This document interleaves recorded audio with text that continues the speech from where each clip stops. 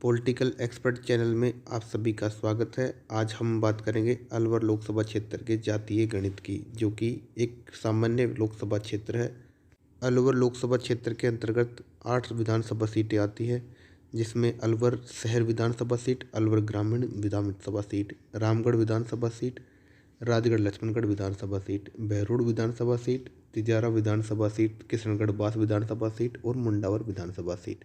इन 8 विधानसभा सीटों के अंतर्गत एक विधानसभा सीट एसटी रिजर्व, जो कि राजगढ़ लक्ष्मणगढ़ विधानसभा सीट, एक विधानसभा सीट एससी रिजर्व, जो कि अलवर ग्रामीण विधानसभा सीट है। शेष 6 विधानसभा सीट सामान्य विधानसभा सीटें हैं। अलवर लोकसभा सीट पर कांग्रेस पार्टी का दबदबा रहा है, मगर पिछले कुछ चुनावों से भाजपा ने यहाँ कांग्रेस पार्टी के वोट बैंक में हिंदुत्व के एजेंडे पर सेंध लगाई है। अलवर लोकसभा सीट पर एक बार निर्दलीय प्रत्याशी ने भी जीत दर्ज की है। यह लोकसभा सीट यादव बाहुल्य लोकसभा सीट है। इस लोकसभा सीट पर भंवर जितेंद्र सिंह जी और उनकी मां महेंद्र कुमारी ने भी जीत दर्ज की है। एक बार इस लोकसभा सीट पर पंडित नवल किशोर जी शर्मा जी ने भी जीत दर्ज की है। इस लोकसभा में आने वाली 8 विधानसभा सीटें अलवर जिले की मूल विधानसभा सीटें हैं, जिसमें कि किसी दूसरे जिले की विधानसभा सीटें ऐड नहीं होती हैं। अलवर लोकसभा में आने वाली अलवर शहर विधानसभा सीट की बात करें तो अलवर शहर विधानसभा सीट पर एससी आबादी 18.1%, एसटी आबादी 4.8%, तो मुस्लिम आबादी 2.6% है। एससी और एसटी आबादी अलवर शहर विधानसभा सीट पर 23.7% है, तो जनरल और ओबीसी आबादी 76.3% है, जिसमें ब्राह्मण सर्वाधिक हैं, जो कि 23.5% है, बनिया 20.9% है। अब अलवर लोकसभा क्षेत्र में आने वाली अलवर ग्रामीण विधानसभा सीट के जातिगत गणित की बात करें तो यह विधानसभा सीट एससी रिजर्व विधानसभा सीट है।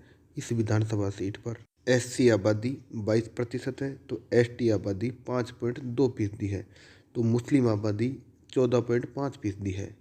इस विधानसभा सीट पर एससी और एसटी आबादी 27.2% है।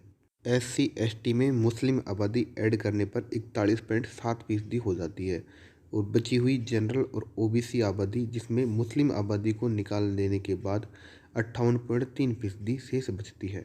अलवर ग्रामीण विधानसभा सीट पर अन्य जातियों में गुर्जर 9%, माली 8%, जाट 7%, तो ब्राह्मण 9% हैं। अलवर लोकसभा क्षेत्र के अंतर्गत आने वाली रामगढ़ विधानसभा सीट के जातिगत गणित की बात करें तो यह विधानसभा सीट मुख्य रूप से मुस्लिम बाहुल्य विधानसभा सीट है। इस विधानसभा सीट पर एससी आबादी 21%, मुस्लिम आबादी 38%, सिख आबादी 6.2%, तो एसटी आबादी 3.6% है। इस विधानसभा सीट पर एससी और एसटी आबादी मिलकर 24.6% है। अन्य जातियों में यहाँ ब्राह्मण लगभग 10% हैं। इसके बाद बात करें तो राजगढ़ लक्ष्मणगढ़ विधानसभा सीट के जातीय गणित में, तो यहाँ एससी मतदाता 16.9% है, तो एसटी मतदाता लगभग 25% हैं। राजगढ़ लक्ष्मणगढ़ विधानसभा सीट एसटी रिजर्व विधानसभा सीट है। यहाँ एससी और एसटी आबादी 41.9% है। अन्य जातियों में यहाँ ब्राह्मण 10.5%, मेव 6.5%, तो गुजर 4.5%, राजपूत 4.3%, तो माली लगभग 14% हैं। इसके बाद बहरोड विधानसभा सीट के जातिगत समीकरण की बात करें तो यहाँ एससी मतदाता 17.7%, यादव मतदाता 30.9%, तो एसटी मतदाता 3.5% है। ब्राह्मण मतदाता 12%, सैनी मतदाता 9%, तो गुर्जर मतदाता 7% है।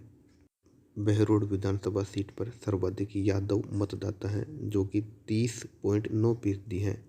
इसके बाद तिजारा विधानसभा सीट के जातिगत गणित समीकरण की बात करें तो तिजारा विधानसभा सीट पर एससी मतदाता लगभग 18%, मेव मतदाता 34.3%, यादव मतदाता 23%, तो एसटी मतदाता 2.2% है, और ब्राह्मण मतदाता 10.3%, तो गुर्जर मतदाता यहाँ 8% है।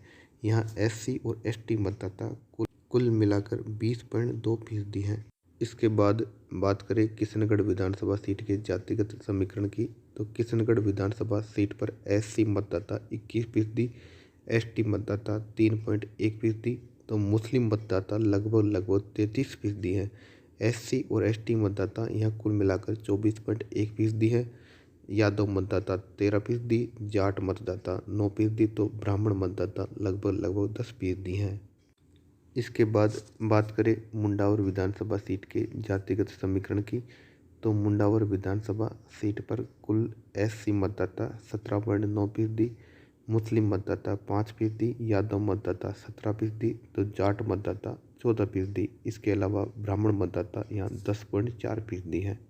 अब हम all over Alwar Lok Sabha seat के जातिगत समीकरण की बात करें तो अलवर लोकसभा सीट पर कुल मतदाता 20,46,019 मतदाता हैं, जो कि 2023 के विधानसभा चुनाव के लास्ट अपडेट आंकड़े हैं, जिसमें SC मतदाता 19.1%, ST मतदाता 6.1%, तो ब्राह्मण मतदाता 11.9%।